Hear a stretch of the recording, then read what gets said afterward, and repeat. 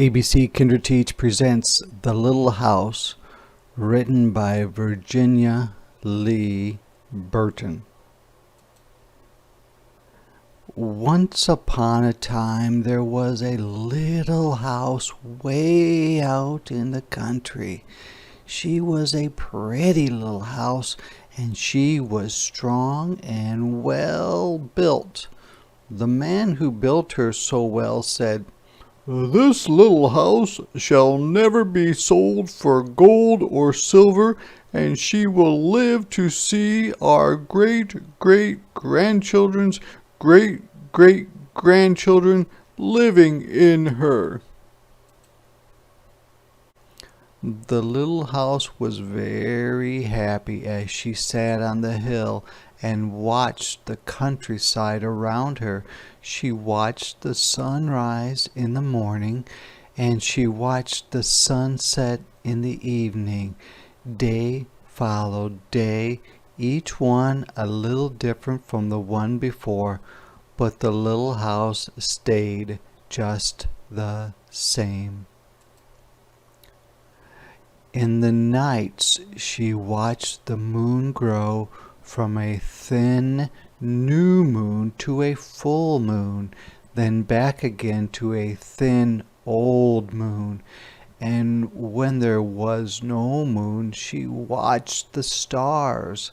Way off in the distance she could see the lights of the city.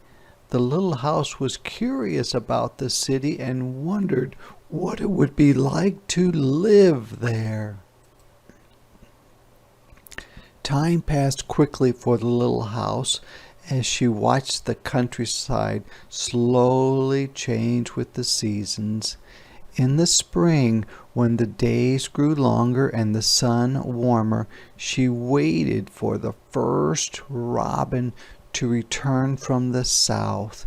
She watched the grass turn green. She watched the buds on the trees swell and the apple trees burst into blossom. She watched the children playing in the brook. In the long summer days, she sat in the sun and watched the trees cover themselves with leaves and the white daisies cover the hill. She watched the gardens grow, and she watched the apples turn red and ripen. She watched the children swimming in the pool. In the fall, when the days grew shorter and the nights colder, she watched the first frost turn the leaves to bright yellow and orange and red. She watched the harvest gathered and the apples picked. She watched the children going back to school. In the winter, when the nights were long and the days short and the countryside covered with snow, she watched the children coasting and skating. Year followed year. The apple trees grew old and new ones were planted. The children grew up and went away to the city. And now at night, the lights of the city seemed brighter and closer. One day, the little house was surprised to see a horseless carriage coming down the winding country road. Pretty soon, there were more of them on the road and fewer carriages pulled by horses. Pretty soon, along came some surveyors and surveyed a line in front of the little house. Pretty soon along came a steam shovel and dug a road through the hill covered with daisies. Then some trucks came and dumped big stones on the road.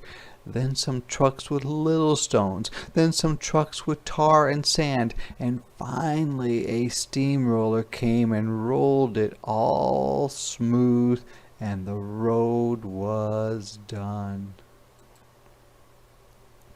Now, the little house watched the trucks and automobiles going back and forth to the city. Gasoline stations, roadside stands, and small houses followed the new road. Everyone and everything moved much faster now than before. More roads were made, and the countryside was divided into lots.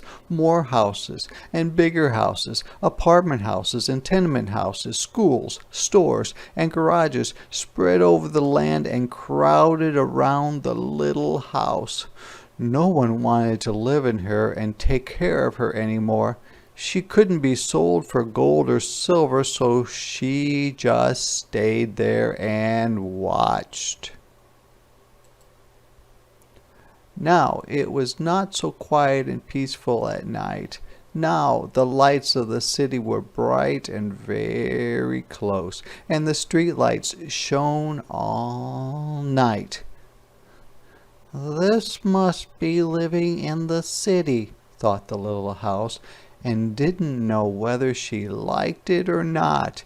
She missed the fields of daisies and the apple trees dancing in the moonlight. Pretty soon there were trolley cars going back and forth in front of the little house.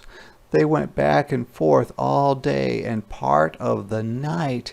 Everyone seemed to be very busy, and everyone seemed to be in a hurry.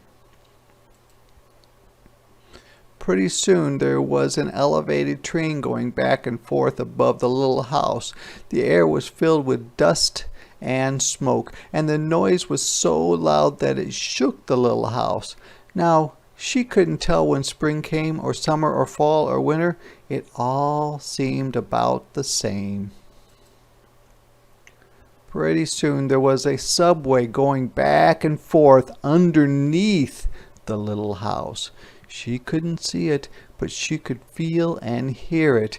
People were moving faster and faster. No one noticed the little house anymore. They hurried by without a glance. Pretty soon they tore down the apartment houses and tenement houses around the little house and started digging big cellars, one on each side. The steam shovels dug down 3 stories on one side and 4 stories on the other side. Pretty soon they started building up. They built up 25 stories on one side and 35 stories on the other. Now the little house only saw the sun at noon, and didn't see the moon or stars at night at all, because the lights of the city were too bright. She didn't like living in the city. At night she used to dream of the country and the fields of daisies and the apple trees dancing in the moonlight. The little house was very sad and lonely. Her paint was cracked and dirty, her windows were broken, and her shutters hung crookedly. She looked shabby, though she was just as good a house as ever underneath. Then, one fine morning in spring, along came the great-great-granddaughter of the man who built the little house so well. She saw the shabby little house, but she didn't hurry by. There was something about the little house that made her stop and look again. She said to her husband, "That little house looks just like the little house my grandmother lived in when she was a little girl.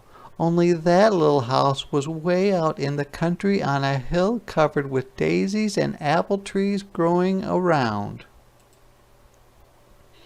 They found out it was the very same house, so they went to the movers to see if the little house could be moved. The movers looked the little house all over and said, "Sure, this house is as good as ever. She's built so well we could move her anywhere." So they jacked up the little house and put her on wheels. Traffic was held up for hours as they slowly moved her out of the city. At first, the little house was frightened, but after she got used to it, she rather liked it.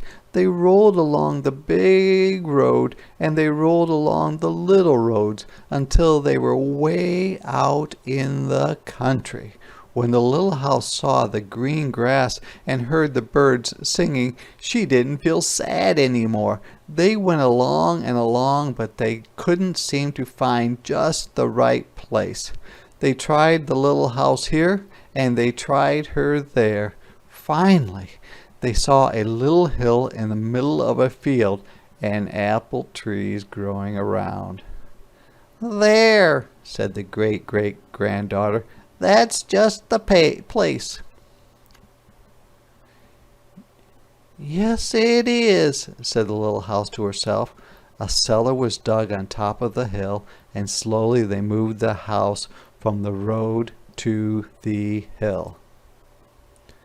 The windows and shutters were fixed, and once again they painted her a lovely shade of pink, and the little house settled down on her new foundation. She smiled happily. Once again she could watch the sun and moon and stars. Once again she could watch spring and summer and fall and winter come and go. Once again she was lived in and taken care of. Never again would she be curious about the city. Never again would she want to live there. The stars twinkled above her. The new moon was coming up. It was spring, and all was quiet and peaceful in the country.